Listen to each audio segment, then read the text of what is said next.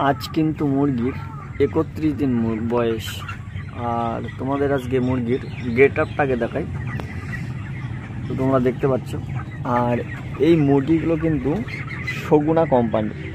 তোমরা হয়তো অনেকেই জানো যে সগুনা কোম্পানির মুরগি কিন্তু বেশি ওয়েট হয় না। এই গরমের সিজনে মোটামুটি 1800 গড় খুব কষ্ট করে। প্রথমেই তোমরা কিন্তু দেখলে যে আমি ফার্মে কিন্তু লিটারটা রাঙিয়ে দিয়ে চালছি। তো আজকে তোমাদের সামনে বলতে চলেছি, এই যে মুরগির এখন বয়স 31 দিন বয়স, তো এই বয়সে এই মুরগির লিটারগুলো যদি আমি না চালি কি হতে পারে, আর এইটা চালার পরে মুরগির কি হতে পারে, তো এই বিষয়টা নিয়ে কিন্তু আজকে তোমাদের সামনে আলোচনা করব। আর তোমরা যারা এই ভিডিওটা কিন্তু প্রথম দেখছো, অবশ্যই একবার চ্যানেলটিকে সাবস্ক্রাইব করে দাও এবং পাশে থাকা বেল আইকনটা প্রেস করে দাও, কারণ এই চ্যানেলে বিভিন্ন রকম মুরগির ইনফরমেশন, বিভিন্ন রকম ভিডিও কিন্তু দেওয়া হয়। আর এই ভিডিওটা তোমরা একদম স্কিপ না করে একদম সম্পূর্ণটা তোমরা দেখো, আশা করি তোমাদের উপকারে আসবে। মুরগির 30 দিন বয়স হোক, 31 দিন বয়স হোক বা 32 দিন বয়স হোক, এই সময়টা ফার্মাররা, ম্যাক্সিমাম ফার্মাররাই কিন্তু 70 থেকে 80% ফার্মাররাই কিন্তু মনে করে যে আর 4-5 দিন আমার মুরগি থাকবে কি 6-7 দিন মুরগি থাকবে, এখন আর লিটারটা চেলে কি করব, বা লিটার এখন আর চালার কোনো প্রয়োজন নেই, আর কদিন বাদেই তো মুরগিটা তুলে নেবে। তো এই সময় লিটার যদি না চালা হয়, মুরগির অনেকগুলো কিন্তু সমস্যা দেখা দেবে। প্রথমত এখন হচ্ছে বর্ষাকাল। এই বর্ষাকালে যদি মাছির উৎপাত কিন্তু সব থেকে বেশি, আর মাছি হওয়া মানেই ফার্মে কিন্তু পোকার সংখ্যা কিন্তু বাড়বে।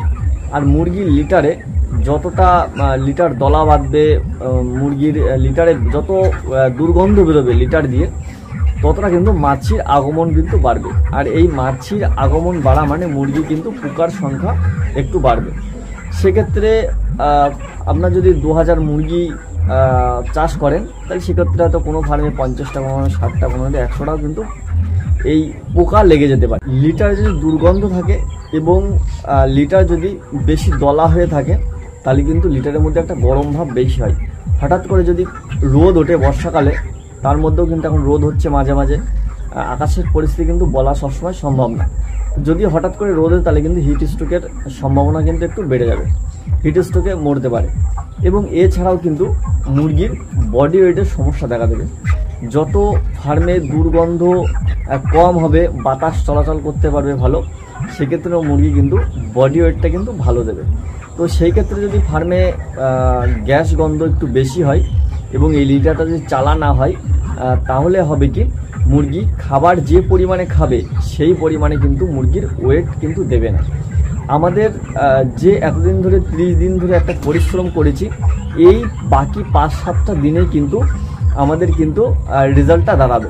কারণ এই সময় যদি মুরগি খাবারটা খেয়ে নিয়ে ওয়েটটা যদি ফেল করে, তাহলে কিন্তু একটা কস্টিংয়েও কিন্তু সমস্যা দেখা দেবে। সেক্ষেত্রে কিন্তু যে পরিমাণে টাকা পাওয়ার কথা ছিল সে পরিমাণে কিন্তু টাকা পাওয়া যাবে না।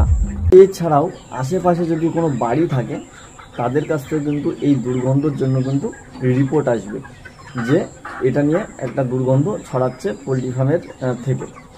তো এছাড়াও মুরগির সব থেকে যেটা ফাইটার হচ্ছে, মুরগির কিন্তু বিভিন্ন রকম রোগে আক্রান্ত হবে।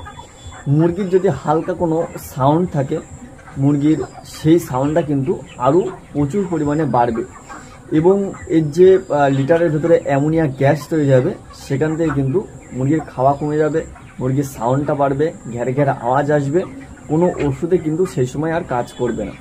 তো এই 4000 মুরগি আমার 4টে ঘরে টোটাল লিটার চালতে আমার কিন্তু 4টে জোন গিয়েছে।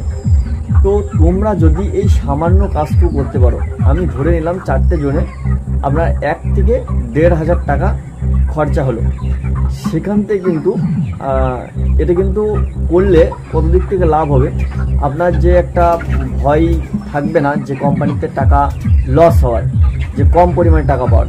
আপনার যদি 100টা মুরগি পোকা লেগে যায়, কি 50টা মুরগি পোকা লাগলো, কি 10টা 20টা মুরগি পোকা লাগলো, আপনার কিন্তু পোকাগুলো, মুরগিগুলো কিন্তু পুরোটাই নষ্ট। কিন্তু আপনার 4-5টা মুরগির দাম 1500 টাকা থেকে অনেকটা কিন্তু বেশি। এবং পাশের বাড়িতে কোনো অবজেকশন আসলো না, মুরগিটা সুস্থ থাকলো, মুরগির কোনো রোগটা আসলো না, ঠান্ডার সমস্যা আসবে না, লুজ পায়খানা হবে এই যে লিটারটা খারাপ হয়ে থাকে। তাই সমস্ত ফার্মারদের বন্ধুদের কাছে আমাদের একটা হচ্ছে অনুরোধ বা রিকোয়েস্টও বলতে পারো, তোমরা যারা মুরগি চাষ করছো একটা মাস ধরে কিন্তু তোমরা কিন্তু পরিশ্রম করছো, পরিশ্রম করার পরে কটা দিনের জন্য তোমরা এটুকুনি ভেবে নাও যে আর 2-3 দিন কি 4 দিন 5 দিন পরে কিন্তু মুরগিটা উঠে যাবে। আজকে মুরগি ওঠার কথা কিন্তু মুরগি উঠলো না, হঠাৎ গাড়িটা ক্যান্সেল হয়ে গেল, একদিন মুরগি হয়ে গেল, সেইটা কিন্তু নিয়ে আবার নাড়াচাড়া করতে হবে, আরও সমস্যা হবে, আবার মুরগি কেটেও যেতে পারে এই সমস্যাগুলোর জন্য। তো তোমরা এইটুকুনি চিন্তা ভাবনা না করে সে মুরগি 4 দিন পরে উঠুক, 5 দিন পরে উঠুক বা 6 দিন পরে উঠুক, তোমাদের চিন্তা করতে হবে না। তোমরা শুধু এই লিটারটা কিন্তু 2 দিনের মধ্যে 30 দিন 31 দিন বা 31 দিন 32 দিন বা 29 দিন 30 দিন এই সময়ের মধ্যে কিন্তু তোমরা লিটারটা চেলে একদম পুরো আগে যেমন গুঁড়ো দিয়েছিলে ঠিক তেমন হয়ে যাবে। তোমরা আগে প্রথমে জড়ো করে নিয়ে তারপরে রাঙিয়ে দিয়ে যদি চেলে দাও সমস্ত ঘরটায়, তাহলে কিন্তু এই সমস্যাগুলো কিন্তু আর দেখা দেবে না এবং তোমাদের রেজাল্ট নিয়েও কোনো ভাবতে হবে না। মুরগি তোমরা অনেকেই কমেন্ট করো বা অনেকেই কমেন্ট করছো যে মুরগির ওজন হচ্ছে না, মুরগির বিভিন্ন রকম রোগ হচ্ছে, বিভিন্ন রকম সমস্যা হচ্ছে। তোমরা কিন্তু এই ছোটো ছোটো যদি কাজ তোমরা যদি একটু কেয়ারলি করো তাহলে কিন্তু কোনো অসুবিধা হবে না। আমি কিন্তু বাচ্চাবেলায় কিন্তু এই ফুল কাঠের গুঁড়ো দেওয়ার আগে কিন্তু একবার লিটার চেলে দিই, টোটালে আমার 1 লটে 2 বার কিন্তু লিটার চালা পড়ে। তো এইসব সমস্যাগুলো আমার কিন্তু ওই জন্য ফেস করতে হয় না, মুরগির ঠান্ডা আসে না, মুরগির ওজনের কোনো সমস্যা হয় না, মুরগির রেজাল্টটাও কিন্তু আমার ভালো আসে প্রত্যেক লটেই। তোমরা হয়তো আগে পরে অনেকে ভিডিও দেখেছো প্রত্যেক লটেই কেমন রেজাল্ট আসে। তো বন্ধুরা এটুকু আজকে বলার ছিল। আজকের ভিডিওটা কিন্তু এখানে শেষ করছি, দেখা হবে পরবর্তী নতুন কোনো একটা ভিডিওতে। সবাই ভালো থাকবে, সুস্থ থাকবে, ধন্যবাদ।